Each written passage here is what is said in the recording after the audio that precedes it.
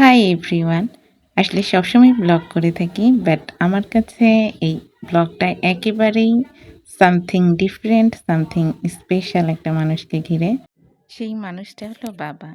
আসলে বাবা কখনোই আমাদেরকে তেমন একটা শপিং করতে বড় হয়েছি পরে নিয়ে গেছে বলে মনে পড়ে না। কারণ যেহেতু আমাদের বড় ভাই আছে, সবসময় ঈদের সময় বাবা চাকরি থেকে যেখানেই থাকতো বাসায় এসে আমার ভাইয়াকে টাকা দিয়ে দিত আর বলতো ওদেরকে নিয়ে শপিং করায় নিয়ে আয়।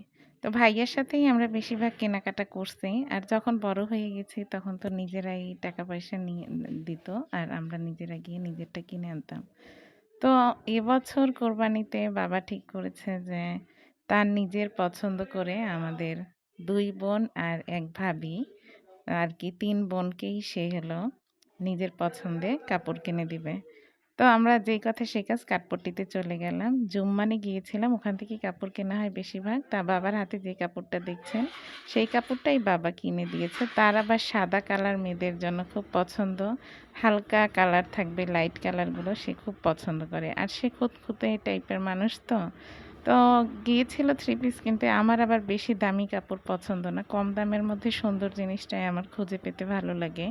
তো বাবাকে আমি দেখিয়ে দিচ্ছিলাম যে এগুলোর মধ্যে নিয়ে দেন। কাপড়ের কোয়ালিটিও ভালো ছিল। হালকা কালারের মধ্যে যেহেতু বাবা চাচ্ছিল, তো বাবারও পছন্দ হয়ে গেল, নিয়ে নিলাম। অনেকক্ষণ থাকলাম, ভালো লাগলো। পরে ফিরে আসার সময় বাবাকে নিয়ে যেতে চাইলাম, চাইনি যে, তো বাবা আসলে রাজি হচ্ছিল না। সে চাচ্ছিল যে বাসার সবাই মিলে খাওয়ার আনন্দটাই আলাদা, সে একা যাবে না। তো সারা বিকেলটা বেশ ভালোই কাটলো। আমার বাবার জন্য আপনারা সবাই দোয়া করবেন যাতে আমাদের জীবনে এরকম অনেক, অনেক হাজারো ঈদ আমাদের জীবনে ফিরে আসে এবং সবার বাবা-মার জন্য দোয়া রইল। আল্লাহ হাফেজ।